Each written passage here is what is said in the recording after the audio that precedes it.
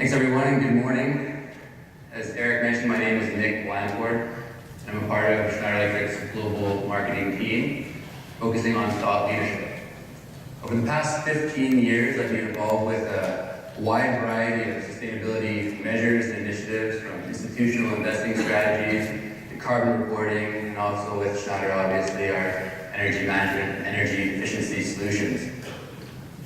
Before we really dive into setting the stage for your day here at Plug, I wanted to kind of talk about the word sustainability. What does that mean? It's my clicker.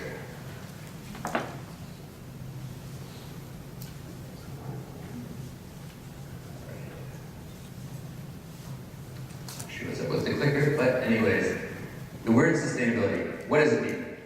You know, it's quite easy to look at it and deduct the obvious, the ability to sustain something over time. And if you were to Google it or look in the dictionary, you'll see that that's just it.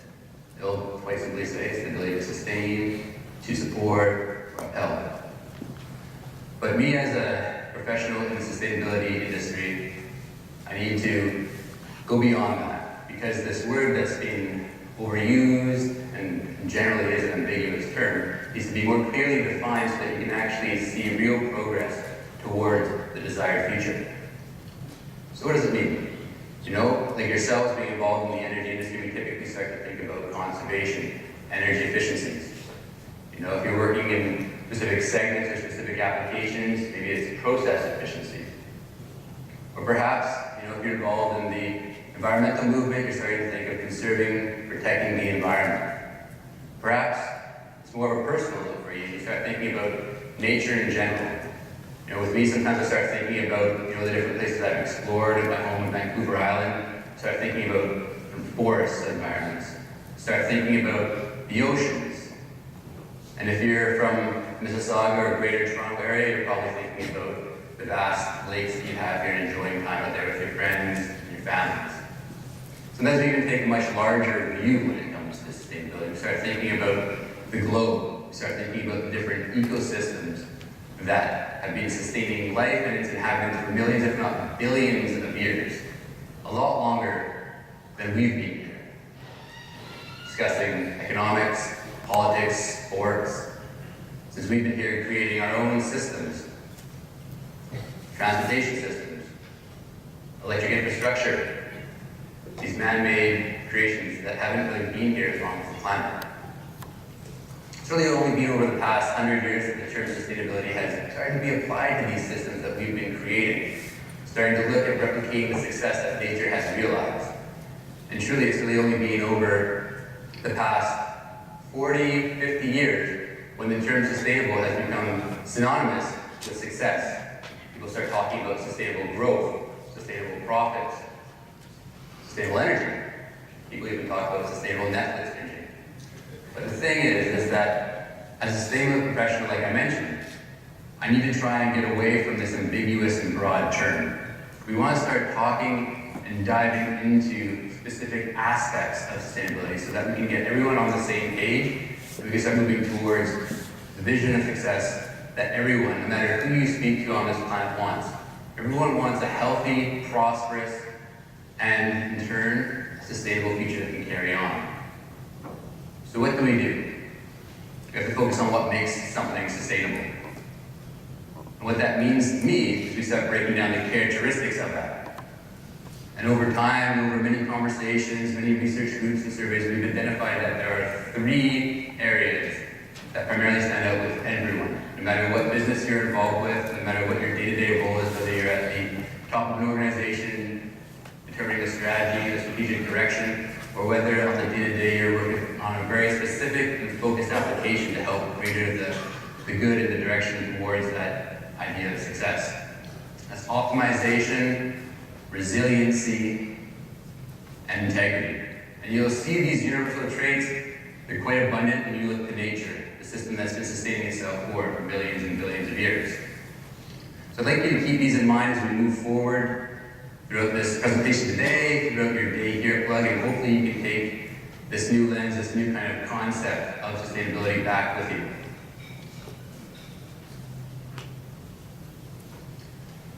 So my goal here for today, over the next 30 or so minutes, is that I want to try and have you look at sustainability different. I want you to reimagine sustainability. I know many of you probably don't even think about the term on the day-to-day, but perhaps you do. But I'm hoping that the ideas and the traits of sustainability will resonate with you, that you can see how it will be applied to your business and to your personal lives, so that you can see better results from both. Now, where do we start? We have to paint a picture of where we currently are. Our current reality, unfortunately, is pretty grim. Unless you've been living underneath a rock, you're probably aware of many climate change effects that have been affecting everyone across the world, across the globe, and including here in Canada. We see sea level rise affecting communities in Bangladesh, Ireland, the Netherlands. We're seeing flooding affecting us quite locally here in Eastern Canada. We're starting to see widespread drought resulting in water scarcity, which can also lead to migration, different conflicts around the world. We're starting to see once-in-a-century storms that people thought would only be happening once in a lifetime, if that, happening on a more frequent and regular basis at a more powerful level, including Hurricane Michael and Florence, that just happened down the south and across the eastern seaboard. And all this really results in displacement of people. We started seeing climate change, refugees, and migration of people affecting other communities, other regions around the world when their homes were upturned or destroyed. And in Canada, like I mentioned, we're not immune. Alberta and BC have been experiencing wildfires at an unprecedented scale and an unprecedented rate. Alberta has been actually experiencing two of the most expensive and costliest natural disasters in Canadian history. In 2016, they experienced the Fort McMurray wildfires that cost an estimate of about $10 billion in the Canadian economy. In 2013, the Alberta floods came in at about $6 billion. And over the past 18 months too, flooding in eastern and central Canada is estimated to have cost the Canadian government approximately $3 billion in climate. So we're not immune, and as you can see from these images, the people that are affected are starting to become our friends, our families, and our communities. So it's really starting to strike a chord close to home. And unfortunately, this is the reality. This isn't changing, it's only going to get worse. This is backed up by the latest IPCC, the International Panel on Climate Change. It's came out with an updated version of the report several weeks ago. And if you have the time to read through the 1,200 pages, or as I prefer to go through the Coles notes, you'll see that the results that they're talking about are a lot worse than anticipated and expected earlier. So as a business, like Schneider, working with other partners and customers and other groups, we have to see and ask ourselves, what do these effects have on business? What do they have on the business environment? And well, after various consultations and research groups, we've identified 4 megatrends that are affecting businesses as the result of our current reality. The first is that we have an increasing need to decouple economic growth with environmental impacts. And what this really means is looking at facilitating resource optimization to reduce the threats to businesses over time. Now, how many of you have heard of Earth Overshoot Day? Just a simple raise of hands. Anyone? Earth Overshoot Day? A couple of you? Well, Earth Overshoot Day is a day that happens every year, and they've been tracking this for over a decade. And what that day is this moving date in the year. Once we hit that date, we've used up the Earth's resources and its capacity to sustain humans and society for that given year. In 2018, Earth Overshoot Day was August 1st. So we're currently living on borrowed time. We're currently going above and beyond the Earth's capacity to sustain the 7 billion plus humans on this planet. They estimate that in 2018, we're going to use 1.7 Earths. Certain economies around the world, certain regions are using more than that, so we're using a lot less, but that is the average. Obviously, new business models need to be adapted and enabled by technology to change this, to adapt. The second is evolving disclosure requirements. Typically in the past, financial reporting was what investors and stakeholders have looked to for businesses, and over time, over the past 10, 20 years, they started to dive a bit deeper. They started looking at supply chains, they started looking at labor practices, they started asking for different types of CSR, corporate sustainability reporting on these companies to get more visibility into what these organizations organization are doing. They're asking for more data, they're asking for more data points, so they can make their own informed decisions. And of course, this is resulting in many more man-hours to try and accumulate this information and present it in an easily digestible manner. So what we're starting to see is we're starting to see technology being able to assist and catalyze that data collection and that presentation of information. Again, technology is trying to help us address this. The third is public pressure and the importance of customer engagement. And what that means is that customers can be fickle. You know, myself, I typically do my due diligence when it comes to any type of purchasing decision, regardless if it's a small one. And over the years, we've seen customers express an interest in sustainable products and practices. More so over the past handful of years, we're starting to see customers and consumers starting to act on these behaviors. They're starting to seek out sustainable brands. They're starting to look for sustainable products. They're starting to assess what's in those products and what are these companies doing when they produce it. So clearly, as we see this engagement rising, they're starting to seek out this information. Technology and digital platforms are providing space for community and for that back and forth. They're starting to treat companies more like humans. They're starting to ask questions. They're starting to come with specific questions and expecting to get specific solutions. So we start seeing this online dialogue happening that's taking and developing a more intimate customer relationship. The fourth is digitization, decentralization, decarbonization, and electrification. As everyone in here probably has a cell phone, they probably may have a smartwatch. The growing devices that are connected is something that is also a reality that we live in. And because of this increasing digitization, the need for electrification goes hand in hand. And because of this disruption on businesses, we start to see the decentralization of certain teams and responsibilities. Employees start to become more autonomous, they start being informed better by the data accessible to them, and they start to get more responsibility to make their own decisions to move forward. It allows for more flexible organization. It allows for employees to be seen as trusted partners in the organization, which can also help for talent retention and for building and creating powerful leaders within organizations. And what we're seeing is that leading organizations are starting to recognize these four trends. And when they are looking at these trends, like any other business and any other group, they're really starting to seek out the opportunities that arise from these trends. And they're using technology to enable this. Specifically, digitization, like I mentioned, and interconnectivity. And these two elements are driving powerful ways to adapt and capitalize on these opportunities. And in turn, after many kind of conversations with different customers, as well as different groups, we started to identify three main areas of opportunity for businesses that exist. The first is resource optimization. Older systems are being replaced by newer ones, they're being updated. We're starting to see that connectivity with different devices provide more visibility into infrastructure. Customers are saving money on operational efficiencies, improved data collection, decreased manufacturing, and supply chain waste. It is said that businesses who decrease their overall energy consumption by 30 to 40% typically reduce costs by 10%. These solutions also help drive down CO2 emissions. They start to reduce your greenhouse gas emissions.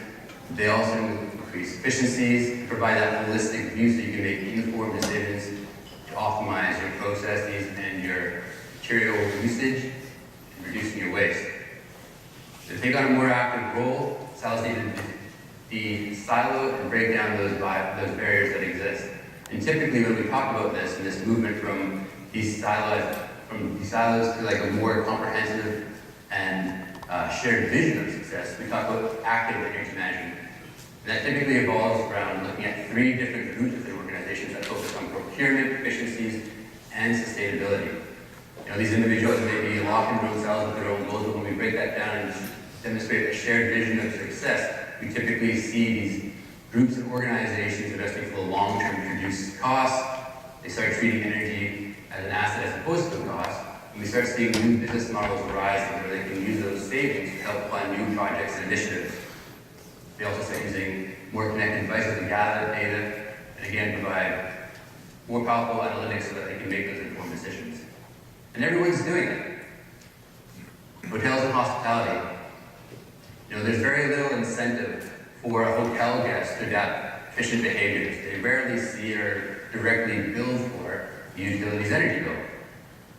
You know, energy industry groups in the hospital and hospitality sectors have said that 40 to 80% of energy consumption happens in the guest rooms. Yet, these guest rooms are empty for 60 to 65% of the day. So now imagine a hotel that can monitor, make the energy use more efficient, while optimizing guest comfort. There's an example of an organization in hotel tourism, which is Fort Garry in Winnipeg. They had the problem of wanting to, or the goal I should say, of wanting to reduce guest complaints while optimizing operational and energy efficiencies. What they did is they approached a Schneider partner and they discussed this with them. So in turn, after deploying various sensors and building management software to optimize the user and guest environment, they realized a 20% reduction in energy usage. They've seen a 25% reduction in maintenance staff hours. They've also seen a significant decrease in customer complaints. Now, the industrial environment is different than the hospitality sector, yet they still view sensors and data collection as key to productivity, performance, and to resource management. You know, when you start deploying sensors at various lines, various processes, and various aspects of an industrial environment, you start to see smart manufacturing. You start getting that data optimized, you start seeing different efficiencies, and you start reducing that waste. You start seeing a common theme between this resource optimization. And data centers, where they inherently have sensors everywhere within their environments, it's an even more important space because they start to correlate power, cooling, as well as different space requirements so they can take preventative measures to prevent actual physical issues with their equipment. In these environments, we typically see energy costs sometimes outweighing the actual cost of the IT infrastructure itself. So they can start making better informed decisions, more informed decisions that can prevent actual physical damage, and they can actually optimize uptime, which is what they guarantee towards their customers. Even the entertainment industries are doing this.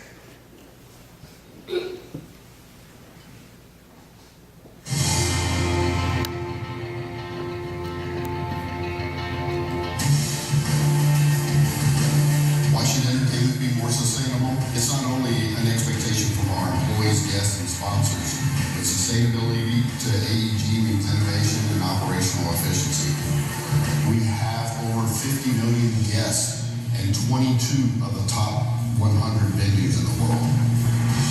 Energy is our second largest expense at AEG, so we need to be able to properly manage it.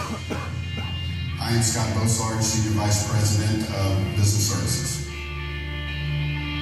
We believe it's important to think in an integrated way about how we both buy and use energy and other resources more efficiently and sustainably.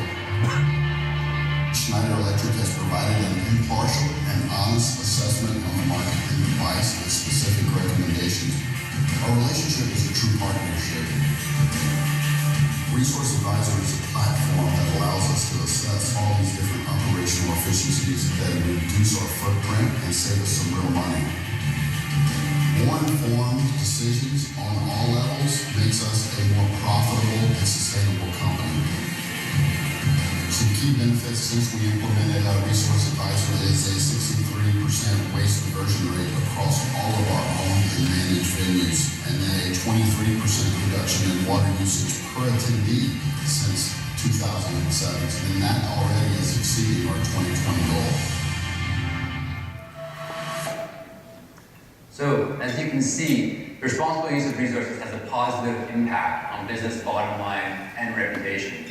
This also ushers in a new manageable way to address some of our planetary challenges, including climate change and water scarcity.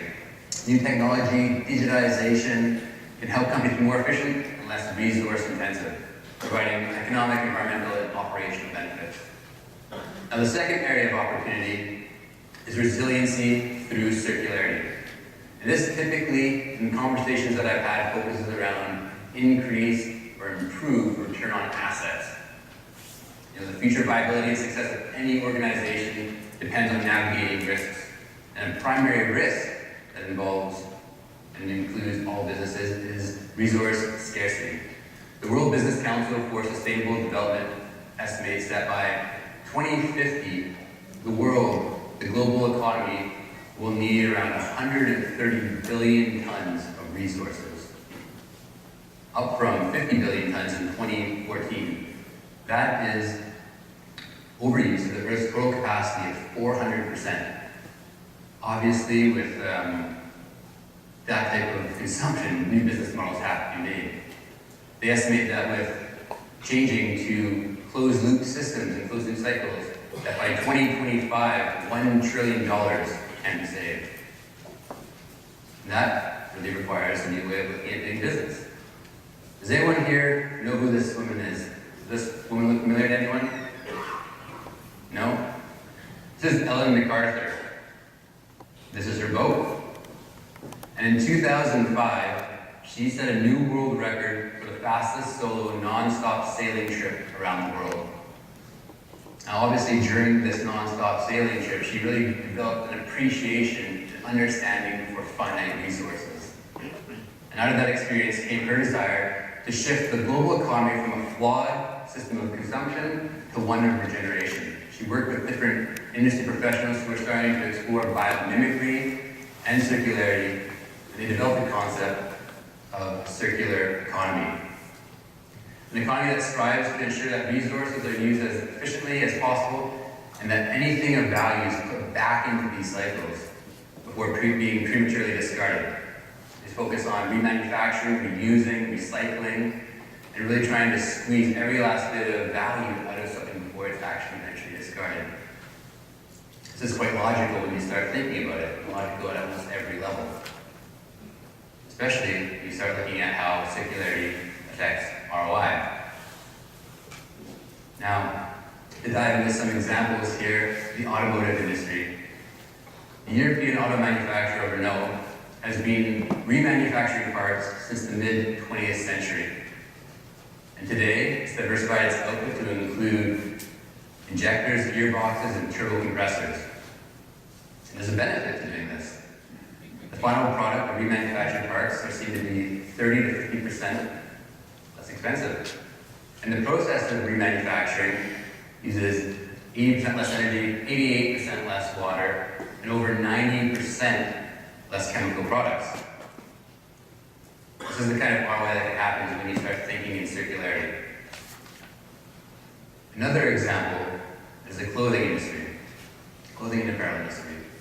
And Nike has been investigating the impact that its operations and products have had on the environment for over a decade. One of their initiatives that they have is that by 2025, they want to have all their facilities and properties that they've leased running on 100% renewable energy. A second initiative, which is quite interesting, which I'm not sure if any of you have heard of, is called Nike Grind, which is a palette of their recycled premium materials. These are the waste products of manufacturing, the different meshes, the foams, and things like that. And today, Nike Grind materials are found in over 70% of their products. They've even started to partner with different communities to develop gymnasium floors, children's playgrounds, and start really trying to use and maximize this waste and start treating it as raw material. Key benefit is that you see a reduction in companies' operations risk and an increase in resiliency. And it really hedges against rising material costs and operational costs. Circular thinking also has started to become in play and organizations' strategic direction when it comes to facility location. And data centers have taken some pretty innovative ways of where they decide to place their data centers. In Scandinavia, a data center company started scouting out a used mining operation, a used mine. The electrical infrastructure still existed there and it required some minimal updating, but then at the end of the day, they had an extremely secure bunker where they would have their data center operating. Another example is that a data center was recently developed near a community swimming pool, where the excess heat was then used to heat the pool for the whole community to use. This is the type of closed-loop systems, with the idea of optimizing resources that we're talking about. Modern business environments often require an understanding that resources are finite. To avoid disruption and other risks, they must adopt new circular ways of producing their goods and supplying their services to society. The good news is, though, companies are starting to do this and starting to think this way, and they're exploring the means to deploy the businesses more responsibly, not only driving their resiliency, but also driving their ROI. The third area of opportunity, as you may have guessed by now, is integrity. And this really focuses on risk mitigation. And over time, every company builds a reputation, and customers are really starting to value company transparency of business processes and optimize supply chain and asset management. Like I mentioned earlier, people are starting to dive into and ask the questions. And this superior trust for organizations that can demonstrate this starts lasting a lifetime. They start developing a customer for life, start building brand ambassadors, start having the customer do their sales for them. This is especially pertinent to businesses that focus on critical services, life safety, and consumer goods. When you start placing responsibility at the center of your operations, focusing on how productivity, operations, and supply affect health and safety, you start engaging your workers, your consumers, the environment, and that becomes more simplified with digitization, and you start seeing long-term prosperity. The responsibility is influencing consumers. People care about sustainable goods and services. Just consider this. More than 50% of customers prefer sustainable brands. Sustainable brands have started to outpace the market by 120%. And 86% of consumers say that they're more likely to trust a company that reports on their corporate social responsibility results. In this digital age, when a customer is starting to think about making a purchasing decision, 57% of them have already made up their mind before reaching out to a supplier. They're reaching out, and you can see that they're reaching out to organizations that they've done their due diligence on. They've done the research, they've already identified which organization they want to partner with, and they're reaching out to ask some final questions. And that's the way that we live in. That's the age we live in with digitization. Organizations that choose to be more transparent have this inherent opportunity to be selective, and they have the possibility and potential to realize substantial gains when customers can easily discover this information and validate companies' responsibility claims. And that validity builds trust. In today's emphasis on big data, wary customers are more likely to spend their money with companies they believe will use their information more securely and ethically. And that result equals greater consumer trust that has become the new competitive differentiator. It results in long-term business, like I was saying. It starts changing away from a transactional interaction to more of a service-based and more of a sustained partnership with someone. And that obviously benefits the company's bottom line. The health and safety of goods is another critical component of corporate responsibility and consumer trust. Businesses are under constant pressure to be productive, but an ongoing focus on and commitment to health and safety really benefits and produces productivity and a prosperous future in the long run.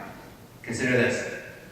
In the US, businesses spend about $170 billion a year on costs associated with occupational injuries and illnesses. In Ontario, in 2017, the Ontario economy and government spent about $2.6 billion.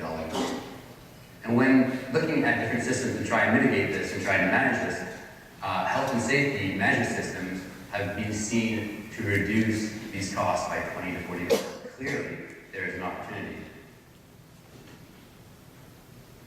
When you start to engage health and safety, you start to engage sustainability, they're very quite similar at a basic level. It's all about the same thing. It's about conserving resources and deploying capital wisely. Progressive companies and employees start to understand this and embrace safety as guiding principles, frequently going beyond the regulations. Excuse me. An example of this is Deloitte's headquarters in Amsterdam. This is the Edge building, and it's one of the most sustainable buildings in the world. It actually produces 102% of its energy. And this is based on its design, it's based on its efficiency measures, it's based on occupancy sensors, the use of natural lighting, and all these different aspects that make this building sustainable and efficient really add to the comfort of being an employee working there. This has obviously played into the idea of attracting and retaining talent and building up your talent workforce and building up your competitive advantage. Another example, closer to home, is over in Quebec at Cascade's cardboard box manufacturing facility. This facility is over 400,000 square feet on one single level. They have about 25 different mechanical thermostats that were then, used by different people, and the maintenance crew would turn them and set them and to kind of optimize that comfort and level for their employees is very time-consuming and costly. So by replacing these with wireless options and smart thermostats, they're able to have a more comprehensive view on what the heating requirements were to optimize their worker comfort. They also started reducing costs that came to the maintenance time and also to different downtime for individuals to kind of go around and set them to the preset that they like. Now, health and safety of goods is another critical component of corporate responsibility. Businesses are always focused on health and safety aspects of the goods that they're actually providing to the society and to their consumers. Now, what happens if there's a lapse? Well, we start seeing recalls. In the US, one product a day is recalled. And sometimes the consumers don't even know this is happening. Other times they're feeling the ill effects. In 2009, we saw that an outbreak of salmonella in a peanut processing plant resulted in 22,000 customers falling ill. This incident eventually led to a criminal conviction against the CEO. We've also seen more recently that the restaurant chain was plagued by foodborne illnesses, which resulted in its brand being severely damaged as well as falling stock prices. And the customers have spoken. This is a survey that we did with our different customers, and the top 3 responses from customers were that they wanted to see longer product life cycles, the absence of hazardous chemicals in products, and efficient products made with environmentally friendly material.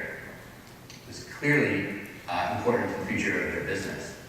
It is reassuring and obviously reinforcing the aspects of integrating health and safety into your business practices and your strategies. By exceeding your customer expectations for trustworthiness, customers can simultaneously impact their operational costs, improve their revenues, deepen long-term relationships with their customers, and truly develop a competitive advantage that others will have difficulty overcoming. Now, I know I've been speaking about a story about how these climate change effects have resulted in these 4 megatrends that are affecting businesses, and then these opportunities that started to become more evident to progressive companies. And I understand that some of you are very focused on very specific applications in your line of work, but the main goal that I wanted to try and have with you today is that you leave this session with the reimagined sense of what sustainability is in a new lens and the way you look at doing business, the way that you make decisions in your personal lives, and that you can see that business and personal results will be achieved and optimized by doing so. Thank you. I hope you have a good rest of your day, and we'll get to any questions you may have about anything to do with sustainability.